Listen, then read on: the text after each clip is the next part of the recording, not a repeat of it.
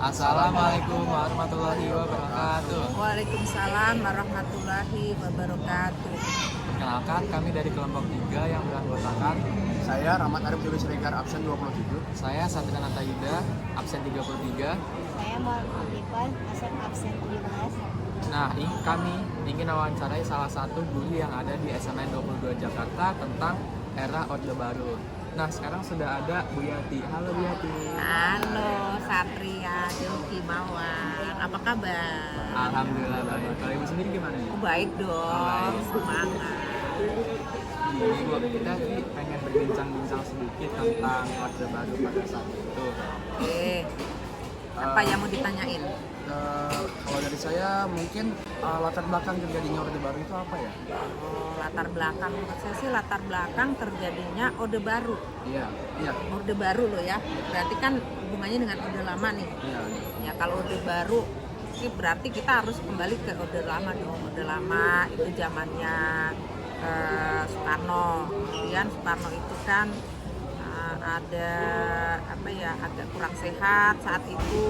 Yang pertama, yang kedua ada apa ya, dulu itu ada PKI ya, gerakan 30 September atau dikenal dengan gerakan PKI gitu ya, ingin menggantikan ideologi negara ini gitu ya. Terus akhirnya kan ada gejolak, kemudian timbullah apa ya, pengalian kekuasaan gitu ya, lalu Super Semar sih katanya, cuman nggak tahu Super Semar itu apa, karena saya kan tidak mendalami sejarahnya. Yang jelas intinya secara umum saya melihatnya itu ya untuk menggantikan kekuasaan dari Orde Lama stop kemudian ke Orde Baru. Kemudian juga nanti begitu Orde Baru mau ke reformasi ada gejolak lagi begitu ya, biasalah untuk mengkat suatu masa itu pasti ada batasannya. Itu latar belakang. Terus kalau tokoh utama pada saat Orde Baru itu sebetulnya siapa sih? Tokoh Orde Baru. Iya. Tokoh Orde Baru apa tokoh reformasi nih? Pada saat Orde Baru. Kalau Orde Barunya itu ya tokoh-tokohnya ya para ya presiden lah tentunya, presiden dan para menteri.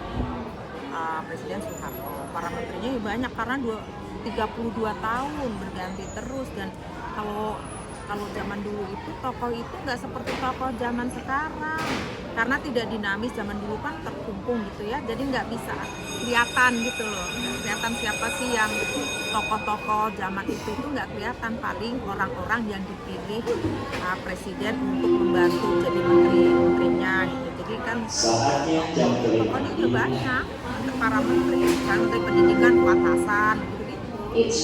Jadi nggak seperti sekarang ini. Kalau dari saya, kebijakan politik apa sih yang membuat sampai masyarakat melakukan demo besar-besaran seperti itu tahun 1998?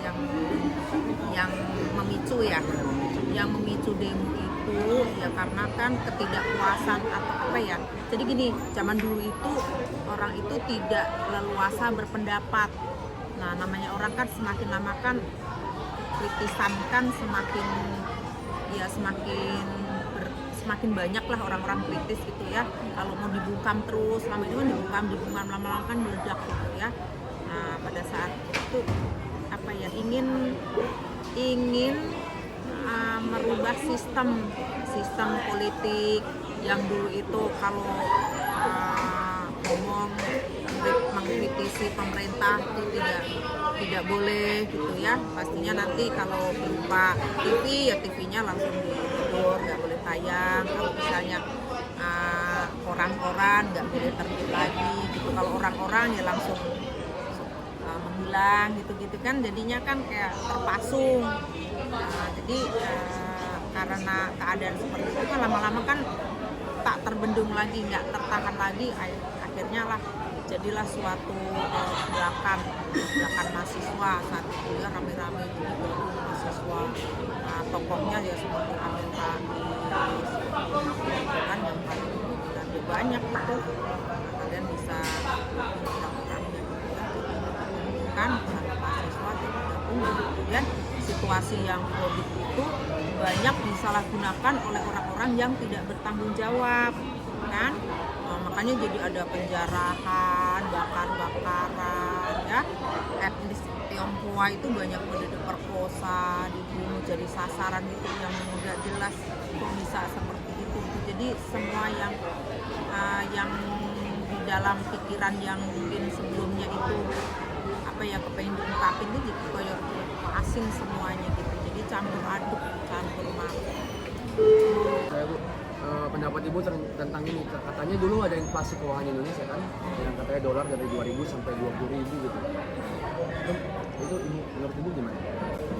Ya itu kan karena zaman ada inflasi kan karena ribut-ribut demo dan sebagainya kan.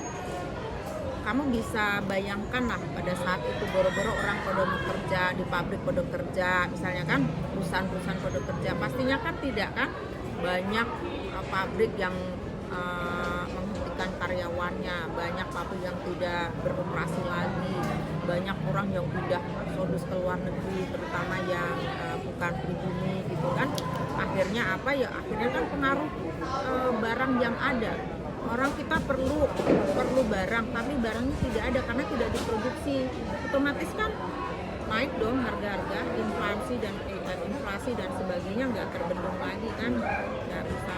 Dan itu kan pulihnya karena barang-barang apa namanya alat-alat apa ya gedung-gedung pokoknya fasilitas publik yang vital-vital itu dirusak.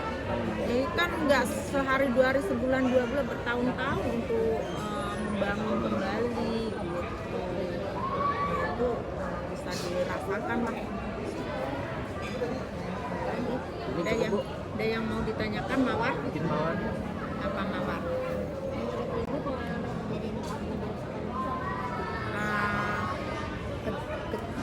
Kalau sekarang bukan orde baru dong. Sekarang kan reformasi. Orde baru kan dulu.